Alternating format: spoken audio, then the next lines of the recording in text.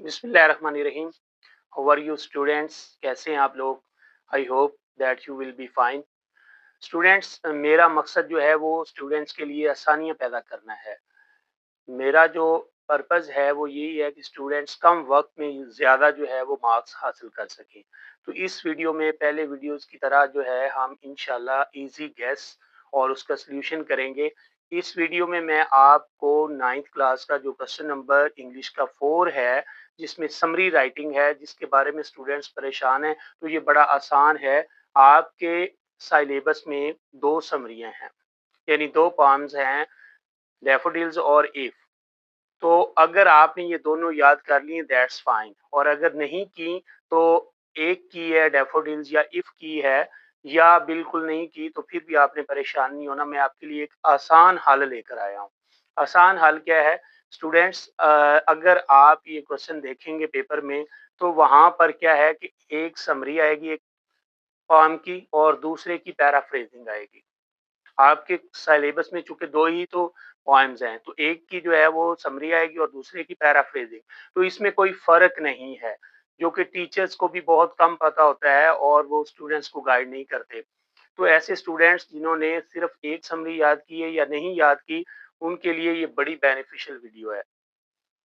अब आपने करना क्या है, अगर क्वेश्चन में पैराफ्रेजिंग आ गई है और आपने डैफोडिल समरी याद की हुई है, तो फिर आप क्या करेंगे? पैराफ्रेजिंग तो आपने नहीं की, डैफोडिल समरी नहीं आई, इफ आ गई है, तो फिर अगर आप क्वेश्चन में देखेंगे तो आपको नजर आ रहा है कि इसकी चॉइस में जो है paraphrase the given stanza with reference to the context.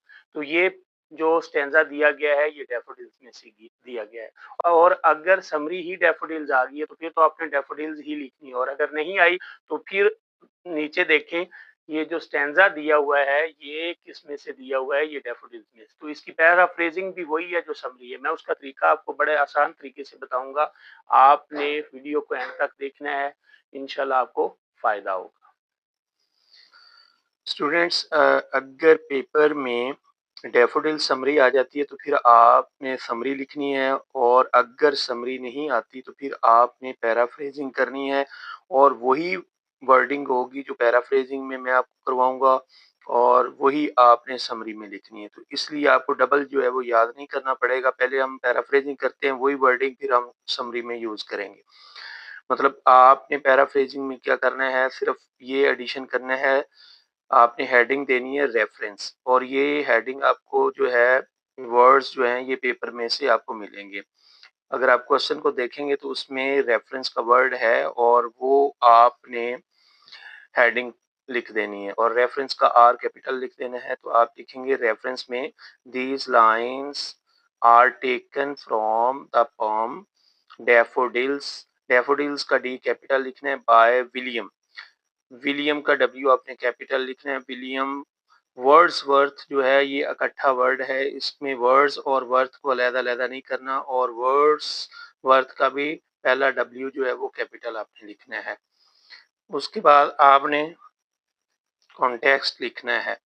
Context की हेडिंग भी आपको जो है पेपर में से इसके स्पेलिंग मिल जाएंगे। तो वहां से ये देखें पेपर में कॉन्टेक्स्ट लिखा हुआ है, तो आपने क्वेश्चन में से कॉन्टेक्स्ट का वर्ड जो है वो इधर लिख देना है और सी कैपिटल लिखना है, और आगे कॉलन लगा के 2 नुक्ते आगे नीचे आपने लिखना है। The poem describes the beauty of nature and its deep effect on human feelings. It shows how a simple natural scene can give lasting joy. यहाँ पर आपने फुल स्टॉप लगा देना है। उसके बाद फिर आपने पैराफ्रेजिंग की हेडिंग देनी है, और पैराफ्रेजिंग की हेडिंग देकर आपने पैराफ्रेजिंग के भी स्पेलिंग जो है वो पेपर में से आपको मिल जाएंगे। क्वेश्चन के देखें, ये पैराफ्रेजिंग के स्पेलिंग आप इसी तरह आपने लिख देने हैं, और पी कैपिटल लिखना है। नीचे आपने लिखना है the poet describes how he was walking alone in nature, full stop, he suddenly saw many golden daffodils near a lake, full stop, the flowers were dancing in the breeze and looked very beautiful and cheerful। यहाँ पर आपने full stop लगा देना है। The poet felt happy to see them, full stop. At that moment, comma, he did not realize how special the scene was. Full stop. Later, comma, when he was alone and quiet, quiet, quiet, comma, he remembered the daffodils. Full stop. The memory filled his heart with joy and made him feel relaxed and peaceful. Full stop. The poem shows that nature gives lasting happiness. यहाँ तक ये आपकी paraphrasing complete होगी, तो इसके भी आपको 5 marks मिलेंगे। अगर डैफोडिल्स पोम नहीं आती समरी में तो आप ये पैराफ्रेजिंग लिख देंगे, और अगर वहां पर डैफोडिल ही समरी आ जाती है तो फिर काम फिर भी आसान है।